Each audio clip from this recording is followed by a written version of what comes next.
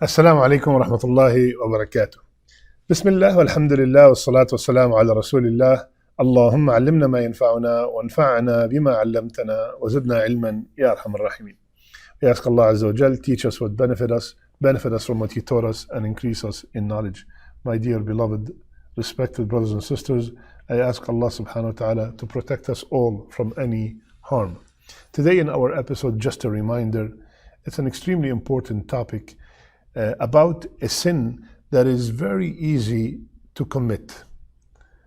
All it takes is just move this muscle called the tongue, and then you will fall into that sin. And that sin, Allah subhanahu wa ta'ala warned us from it in the Quran in Surah Al-Hujurat when He said, لا يغتب بعضكم بعضا أيحب أحدكم أن يأكل لحم أخيه ميتا فكرهتموه.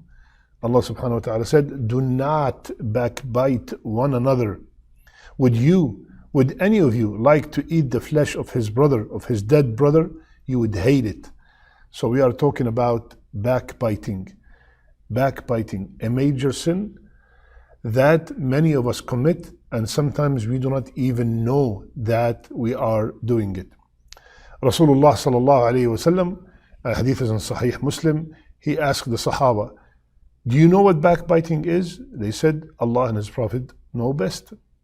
He said, alayhi salatu wasalam, backbiting is talking about your brother in his absence, or in her absence, in a way that he or she dislikes. So the Sahaba said, what if, Ya Rasulullah, what we said about him is true?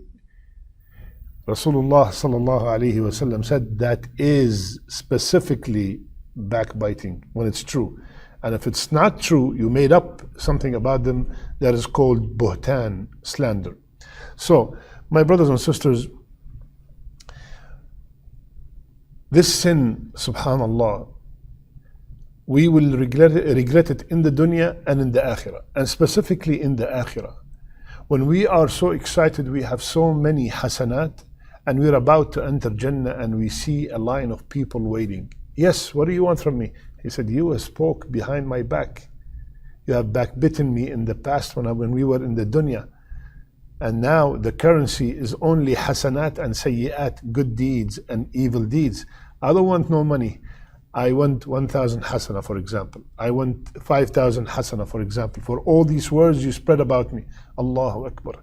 So all these hasanat that we worked for so hard, we go and here you go. We gave this guy who's waiting, and then another guy, and another guy. Subhanallah. So we have to be extremely careful to think before we speak. To think before we speak. And if we see any backbiting taking place, my brother, my sister, do not shake your head in approval, because if you do, you are partner in the crime. Ask the people to stop, and if they do not stop, you leave that gathering. So, there are 6 exceptional cases when backbiting is permitted. And that too, we have to be very careful to mention only the flaw that we want to discuss about that person. Do not go and mention anything. It's not an open license to backbite anybody. There are 6 situations where backbiting is permitted. Number 1, oppression. If I have been oppressed and I want to get my rights back, so if I go to the judge, if I go to the ruler and express what that person have done to me, talking about that person, what they have committed, how they have wronged me, it will not be considered backbiting. So when I am discussing with the person of authority about someone else who have wronged me, that is not considered backbiting. Second, to stop wrongdoing. I have seen, for example, your son committing a sin.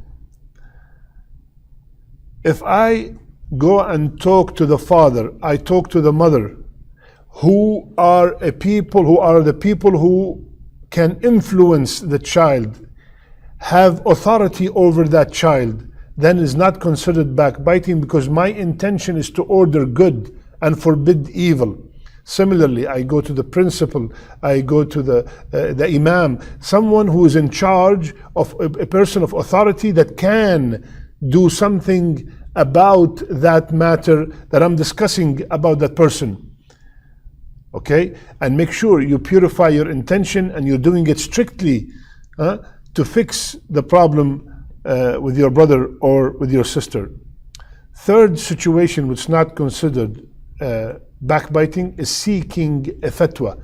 You are sitting with the imam, you are sitting with the mufti, and you are telling them what the other person have done to you to get a fatwa from them. In that situation, that is not considered backbiting when you say that this person have done this and have done that.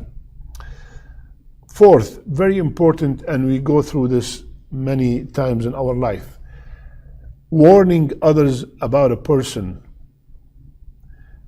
A person came to you and said, my daughter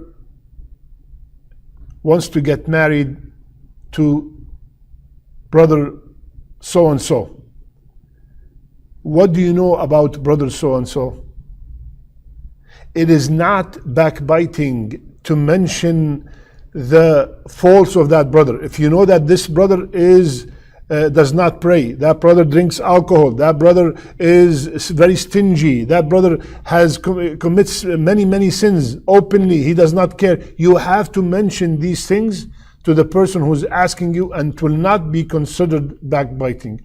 Similarly, if someone came to you and asked you, I would like to go in business, do business partnership with so-and-so, what do you know about him? If you know that this person is a thief, this person he cheats, this person he lies, this person have wronged so many people before, you have to mention these things, and it will not be considered backbiting, because you are warning your brother from doing business with that. And similarly, if someone who is spreading bid'ah, spreading innovations in the deen, and he's sitting down, no matter how many people who follow him, if his aqidah is wrong and he's spreading lies about Rasulullah sallallahu alaihi wasallam, lies about the deen, you have to warn others about that person. So from that perspective of warning, it will not be considered backbiting.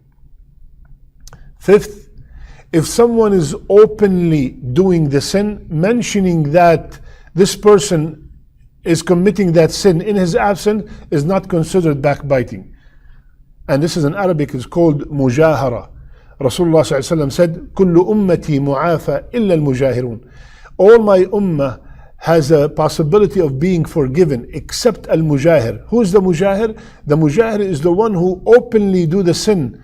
Allah subhanahu wa ta'ala have covered him. Nobody have seen him at night what he has done, and he wakes up in the morning and he brags and boasts of what he has done last night. Subhanallah. That is called mujahir.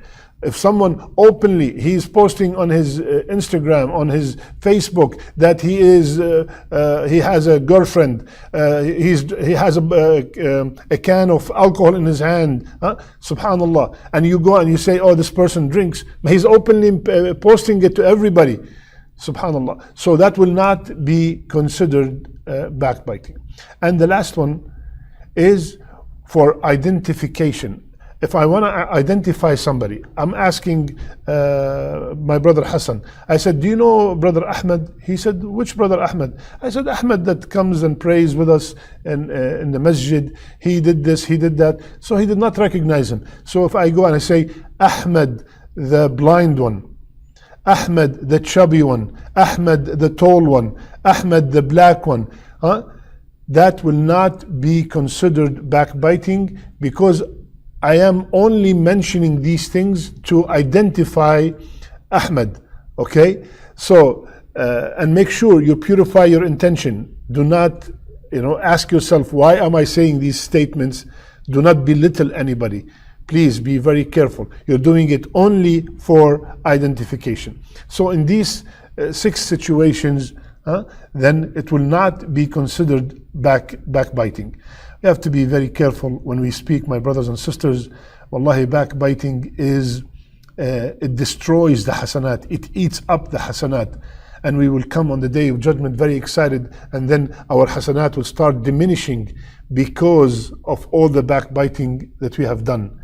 And subhanallah, just treat others the way you would like to be treated. You know, on the day of judgment, you cannot give your mother, you cannot give your father a hasana, people that you love so much, and you will go ahead and give that person, maybe you did not even like him, you will give him thousands of hasanat because you have backbitten him in this dunya. Allahu Akbar. Backbiting will ruin all these salawat that we have done, all these fasting that we have done. It will take away from all the hasanat we gained from the a'mal as-salihah. May Allah subhanahu wa ta'ala make us from the people who control their tongue. May Allah make us from the people who control their tongue. Ameen ya Rabbil Alameen. I love you all for the sake of Allah. May Allah subhanahu wa ta'ala make our last deeds our best deeds, and make our last words La ilaha illallah.